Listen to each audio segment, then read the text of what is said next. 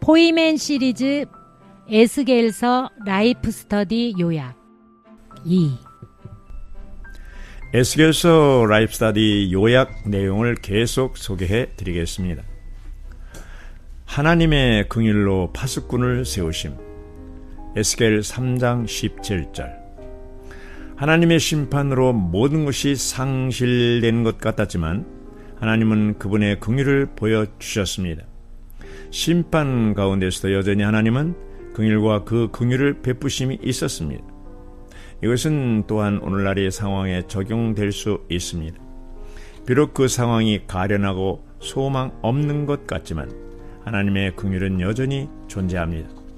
아무리 그분의 백성이 하나님의 심판 아래 있다 해도 그분의 긍휼은 여전히 거기에 남아 있습니다. 심판 가운데서도 하나님은 그분의 백성을 긍휼히 여기셨고 그들을 위해 몇 가지를 예비하셨습니다. 먼저 하나님은 그분의 긍휼 가운데서 백성에게 경고하기 위해 에스겔 같은 파수꾼을 세우셨습니다. 이스라엘 백성은 에스겔이 그들에게 유쾌한 말을 하지 않았기 때문에 에스겔을 좋게 여기지 않았습니다. 하나님께서는 에스겔을 배역의 집, 굳은 이마와 완고한 마음을 가진 자들에게 보낸다고 말씀하셨습니다. 그러나 그분은 에스겔의 이마를 그들보다 더 굳게 하고 그의 마음을 그들보다 더 굳게 하며 마치 부싯돌보다 더 굳은 금강석 같게 하리라고 말씀하셨습니다. 에스겔 3장 8절 9절. 하나님은 긍휼 가운데서 그분의 백성에게 경고하기 위해 그러한 파수꾼을 세우셨습니다. 에스겔이 행한 네 가지 상징적 행위. 에스겔 4장 1절부터 5장 4절까지. 첫 번째 상징 4장 1절부터 3절은 예루살렘이 바벨론 군대에 의해 포위될 것을 나타냅니다. 시드기야 왕은 예레미야를 통해 예언된 하나님의 말씀을 무시한 채 도리어 애굽과 결탁하여 바벨론에 대항했습니다. 그러므로 여기에서 에스겔은 하나님의 말씀을 업신여기고 어리석게 행동한 예루살렘이 결국에는 파멸되려는 것을 경고하고 있는 것입니다. 두 번째 상징 에스겔 4장 4절부터 8절. 북이스라엘과 남유다가 포로로 지내할 기간들에 대해서 말해줍니다. 북이스라엘이 390년은 이스라엘 왕국의 분열 때부터 주전 538년 이스라엘의 포로 귀환 때까지이며 유다의 40년은 주전 586년 예루살렘의 함락 때부터 538년의 포로 귀환 때까지입니다. 40년이라는 세월은 이스라엘 민족의 광야 세왕화를 상기시켜줍니다. 세 번째 상징 에스겔 4장 9절부터 17절에서는 바벨론 군대의 포위로 인해 이스라엘이 겪게 될 고통을 보여주고 있습니다.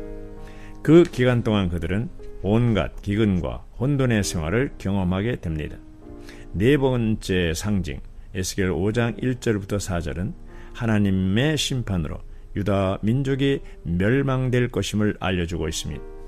우리는 하나님을 경외하지 않고 하나님의 말씀에 순종하지 않는 삶으로부터 구원받아야 합니다.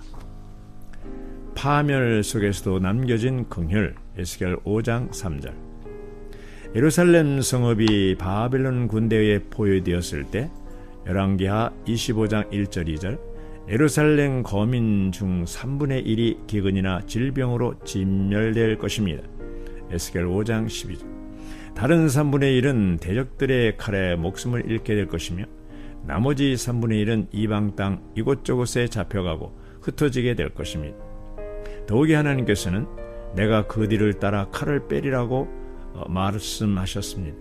이는 곧 하나님께서 이스라엘 백성들의 생명의 안전을 더 이상 보장해 주지 않으시고 그들의 생명을 이방 민족들에게 내주시겠다는 의미입니다. 우리의 유일한 보호자이신 하나님께서 더 이상 우리를 보호하지 않으신다는 것은 얼마나 두려운 일입니까? 그러나 이 같은 준엄한 심판의 상황에서도 여전히 하나님의 긍휼은 남아있음을 볼 수 있습니다. 너는 터럭 중에서 조금을 가져 네 옷자락에 싸고 오라는 말씀에서는 심판으로 인한 파멸 중에서도 하나님께서는 그분의 선민 일부를 보존하시겠다는 의지를 보여주셨습니다. 성경 도처에서 우리는 이것을 발견할 수 있습니다.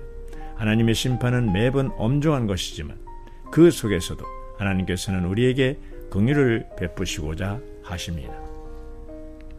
그분의 거처를 사랑하고 관심하시는 하나님. 에스겔 5장 11절. 성경에서 하나님의 거처에 대한 문제는 대단히 핵심적인 주제 중에 하나입니다. 성경 전체에 걸쳐 이 주제는 점진적인 발전을 보여주고 있는데, 우리가 볼 수 있는 것 첫 번째 단계는 이스라엘의 출애굽 이후 광야에서 성막이 지어질 때입니다. 출애굽기 25장 8절, 40장 1절로부터 33절. 이후 하나님의 거처에 대한 다윗의 간절한 열망은 그의 아들 솔로몬으로 하여금 성전을 완성하게 하는 것에서 볼 수 있습니다. 물질적인 개념에서 하나님의 거처는 구약의 일몰과 함께 종료되고, 신약에 이르러서는 그리스도께서 하나님의 성전으로 자신을 계시하게 됩니다. 요한복음 2장 20절 21절. 그 그리스도의 죽음과 부활은 그분의 단체적인 몸인 교회를 산출했으며, 하나님은 믿는 이들로 구성된 이 교회로 자신의 거처를 삼으십니다.